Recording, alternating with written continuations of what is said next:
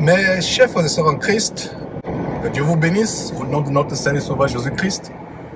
Avec mes occupations professionnelles, il est très difficile et presque impossible de répondre aux multiples questions que les uns et les autres me posent, que ce soit par WhatsApp, que ce soit au bas des commentaires, des vidéos sur YouTube ou sur Facebook. Alors par la grâce de Dieu, à partir d'aujourd'hui, je m'attellerai autant que faire se pourra à répondre à ces quelques questions lors de mes pauses de midi, autant que faire se pourra. Alors aujourd'hui, je vais répondre à l'une des questions qui m'ont été posées. La question est la suivante. Georges, avec tous ces pasteurs que tu dénonces, ces faux pasteurs que tu ne cesses de dénoncer depuis des années, comment sais-tu qu'ils sont des faux pasteurs? Comment reconnais-tu, comment arrives-tu à reconnaître qu'ils sont des faux pasteurs? Alors, ce sera le sujet de cette session d'aujourd'hui. Répondre à cette question. Comment reconnaître que tel ou tel est un faux pasteur? Mes frères et sœurs, je vous ai toujours dit ceci. C'est avec la Bible, c'est avec la parole de Dieu que nous pouvons savoir que tel ou tel pasteur est faux ou vrai. C'est avec la parole de Dieu. Prenons l'exemple avec les banquiers, ceux qui travaillent dans la finance, dans les banques. Comment un banquier peut-il savoir si un billet de banque, par exemple un billet de 100 $ est vrai ou faux? Comment sait-il qu'un billet de 100 $ est faux ou il est vrai? C'est à cause de quoi? À cause d'un détecteur de fausses monnaies. D'un détecteur de fausses monnaies. Alors, nous chrétiens, notre détecteur de fausses monnaies, c'est la Bible, c'est la parole de Dieu. C'est avec la parole de Dieu que nous pouvons savoir si tel pasteur est vrai ou faux. C'est la Bible. Le Seigneur Jésus-Christ nous a apporté sa merveilleuse parole, son évangile. Et c'est avec cet évangile, mes frères et sœurs, si vous le lisez, si vous les lisez attentivement, ces 4 évangiles, les épîtres qui ont été inspirés par le Saint-Esprit, il y a des merveilleux serviteurs comme Paul et autres. En comparant, mes frères et sœurs, avec ce qui se passe aujourd'hui, vous saurez si tel est vrai ou faux. Et cela doit être une aptitude de tous les chrétiens. Ce n'est pas seulement Georges, moi, Georges, ou ceux qui travaillent derrière Jésus-Christ TV qui doivent avoir la capacité de détecter si un pasteur est vrai ou faux. C'est quelque chose que doit faire tout chrétien. Tout chrétien a la capacité, a l'opportunité de détecter si un pasteur est vrai ou s'il est faux. Prenons un petit exemple.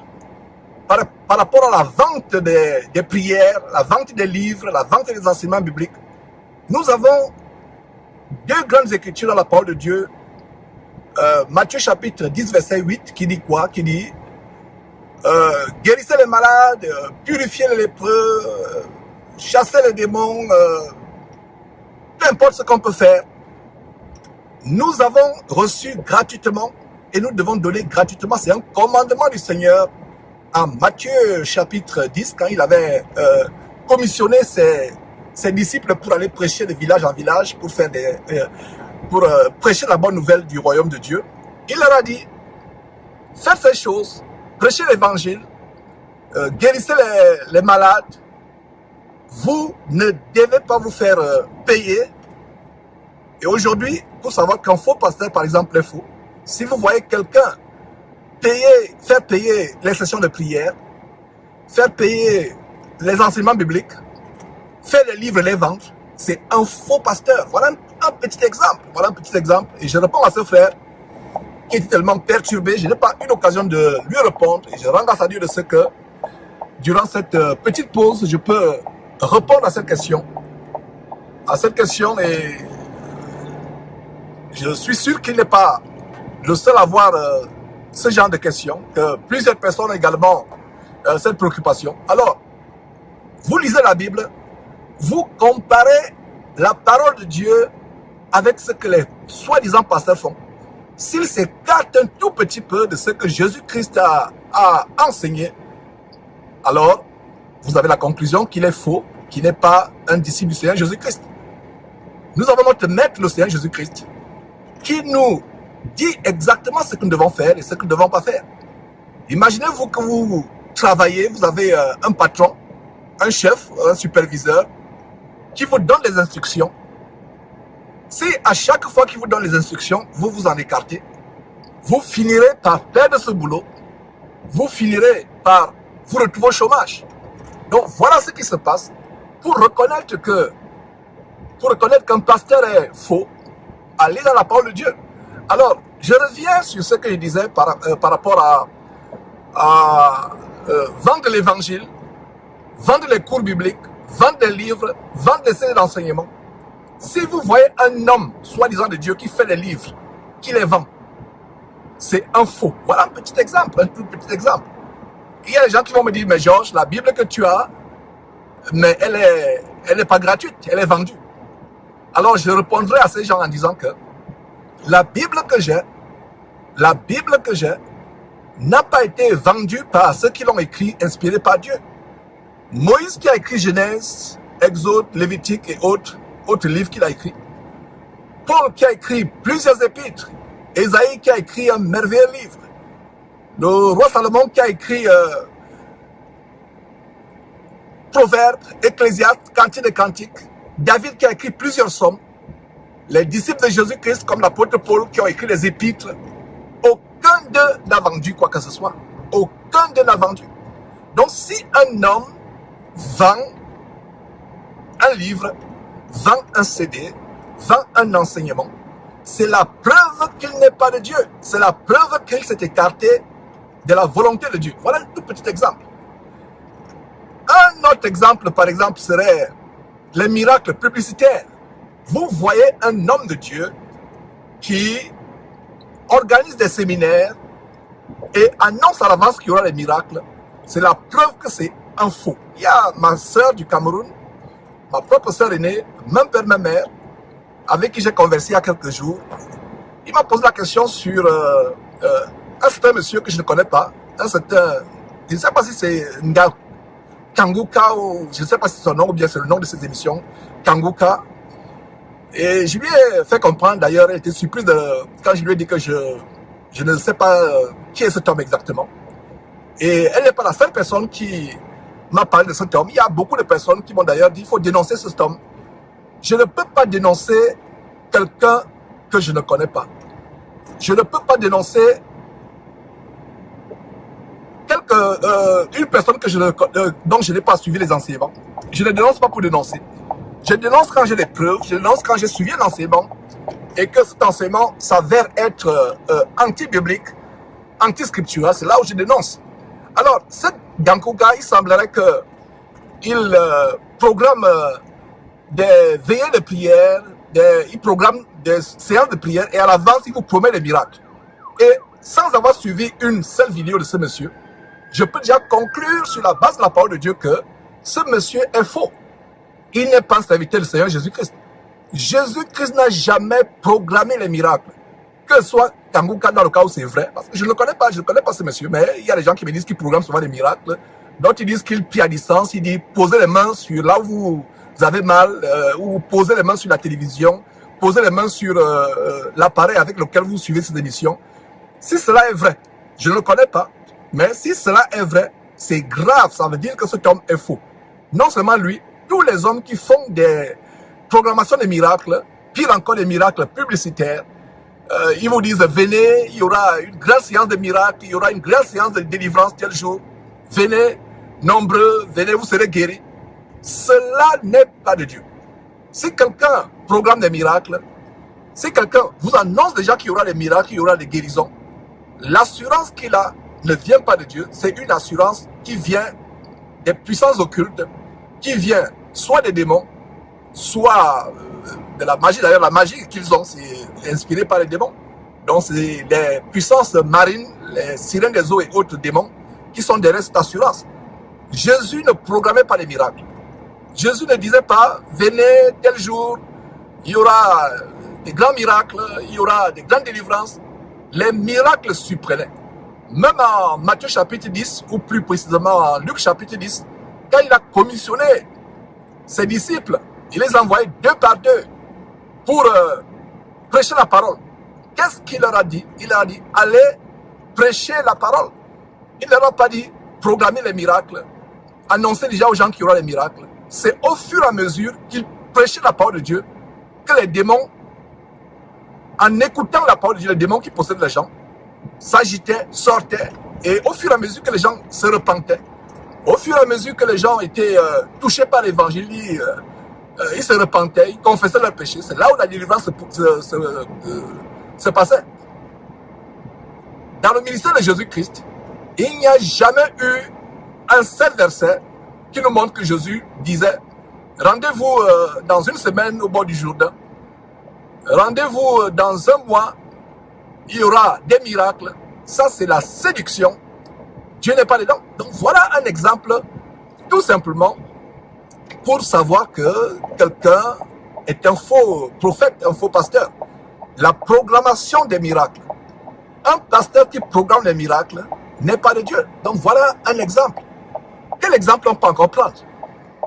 Il y a plusieurs exemples qu'on peut prendre. Qu'est-ce qu'on peut prendre encore comme exemple? Prenons un autre exemple tel que les habits sacerdotaux. Voilà un exemple. Et d'ailleurs, il y a ce livre gratuit, écrit par un Américain, Frank Viola, et nous avons donné un lien. Je ne sais pas si nous pouvons encore retrouver le lien, mais si vous voulez le lien, écrivez-nous, on peut vous donner le lien de ce livre gratuit qui montre l'origine des hérésies, des abominations qu'on pratique aujourd'hui dans le corps de Christ. D'ailleurs, il y a dans quelques jours une émission qui sera faite le samedi, le 24 septembre à 12h heure de Houston, 19h heure de France. Ce sera une émission importante où je vais démontrer sur la base des Écritures comment tout ce que nous avons aujourd'hui comme hérésie, comme apostasie, les femmes qui enseignent la parole de Dieu, que cela n'est pas de Dieu. Cela n'est pas de Dieu. Ce n'est pas de Dieu tout cela. Et par la grâce de Dieu, je vais démontrer cela à la lumière des Écritures, que cela ne vient pas de Dieu, que cela, c'est les inspirations démoniaques.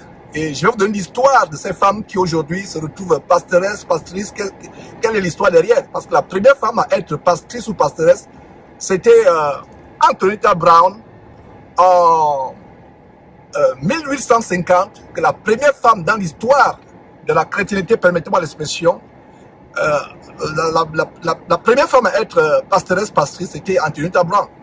Donc voilà, mes frères et sœurs, ce que je peux dire par rapport à cette question qui m'a été posée, que comment, Georges, arrives-tu à reconnaître les faux pasteurs? La question est simple, c'est la Bible, c'est la parole de Dieu, il n'y a rien d'autre, c'est la Bible. Donc si quelqu'un vous enseigne la parole de Dieu et ne vous montre pas sur la base des Écritures ce que Jésus a fait, cet homme, c'est un faux pasteur, c'est un ouvrier trompeur. C'est un ouvrier trompeur. Donc, voilà cela, mes frères et sœurs, ce que je peux dire par rapport à cela. Il y a aussi autre chose que je peux ajouter. Voilà, je parlais des habits sacerdotaux, voilà. Des habits sacerdotaux. Allez lire Matthieu chapitre 23, comment Jésus expose l'hérésie, l'apostasie de ces personnes qui aiment à être saluées dans les places publiques, à se pavaner avec les longues robes, les soutanes, des longs phylactères. Ils ont des longs phylactères dans leurs vêtements, leurs robes, qui se prennent pour des personnes importantes. Voilà ce qui a été exposé par le Seigneur Jésus-Christ. Il dénonce cela. Et c'est la même chose que nous devons faire, dénoncer ces choses, montrer aux gens que la parole de Dieu nous interdit de nous comporter d'une manière autre que ce que le Seigneur Jésus a enseigné. D'ailleurs, il y a une série que j'ai faite il y a plusieurs mois. Je ne sais pas si ça fait 1 an déjà ou 2 ans. Bref, ça fait plusieurs de longs mois il y a de cela que j'ai fait cette série qui est intitulée Tout ce que le Seigneur Jésus a enseigné. Tout ce que le Seigneur Jésus a enseigné. Nous devons, nous chrétiens, connaître ce que le Seigneur Jésus a enseigné afin d'éviter l'hérésie, d'éviter de tomber dans l'apostasie, dans les doctrines des démons. Et nous vivons la fin des temps.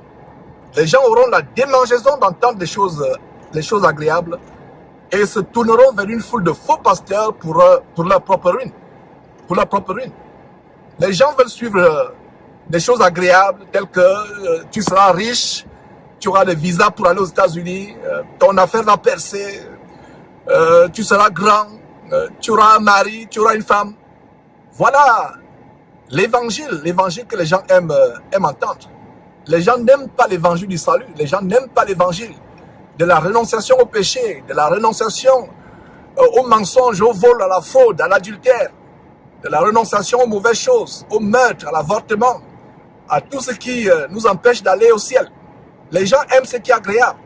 Alors, une des manières par lesquelles nous détectons le faux, comme j'ai dit en début de réponse, à savoir que pour savoir, pour qu'un banquier sache si un billet de banque est faux, il utilise le détecteur.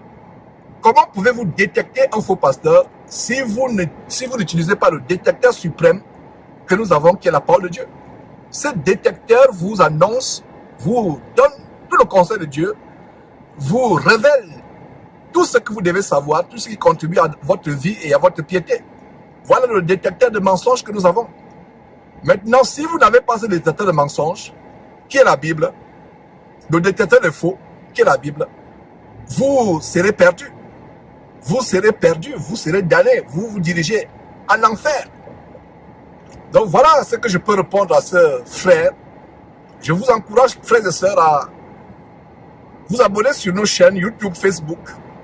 Et comme je disais, j'aurai, autant que faire se pourra, chaque jour une réponse. Dès que j'ai une petite pause à midi, je profite pour faire une petite réponse, à cette question. Et je pense que la réponse est claire et que le frère qui a posé la question suivra cette vidéo. Et que vous tous qui avez eu la même question, vous serez édifiés. Lisez la parole de Dieu. Voyez-vous, voyez ce que le Seigneur Jésus a fait. Voyez ce que ses disciples ont fait. Et si un pasteur s'écarte de la norme, c'est qu'il est faux. Les gens qui font des miracles, ils se vantent, ils se glorifient. Ils font payer l'entrée à leur séance abominable de soi-disant délivrance. Ils font payer les cours bibliques, comme l'abomination dans laquelle moi j'y étais pendant plusieurs années, environ 24 ans, au ministère de la Voix internationale, où on nous faisait payer les cours.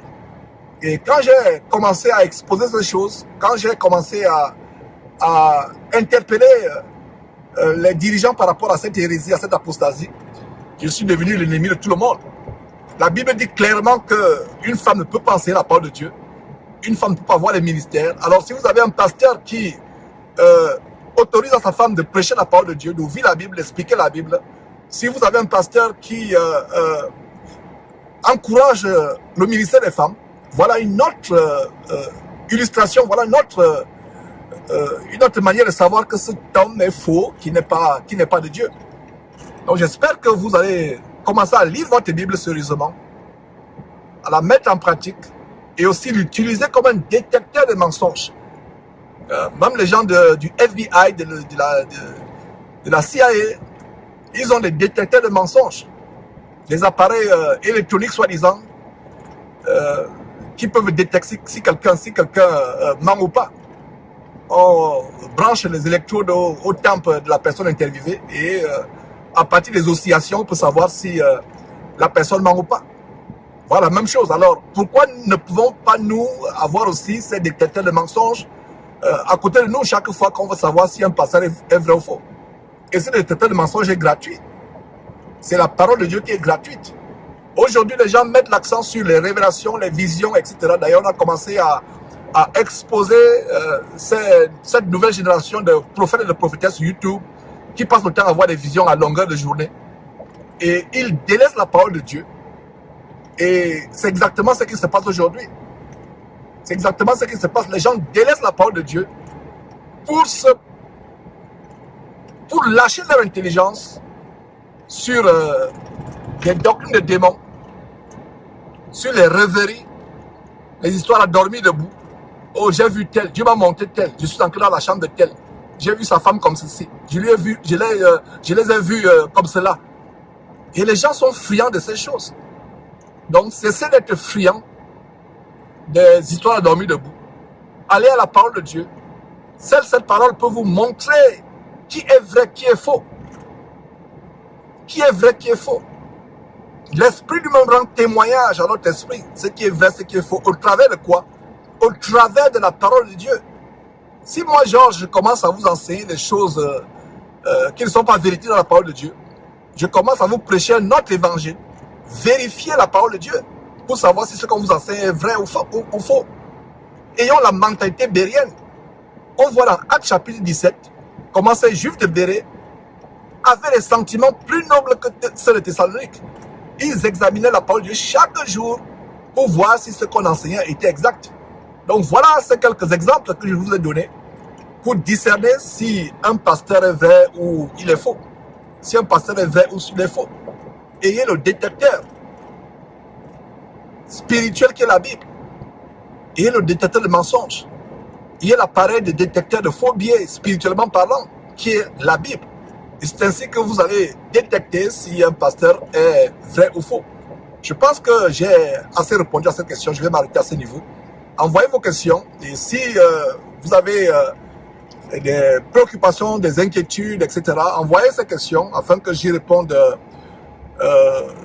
dès que j'ai un petit temps, dès que j'ai une petite pause. Vous connaîtrez la vérité et la vérité vous affranchira. À la prochaine.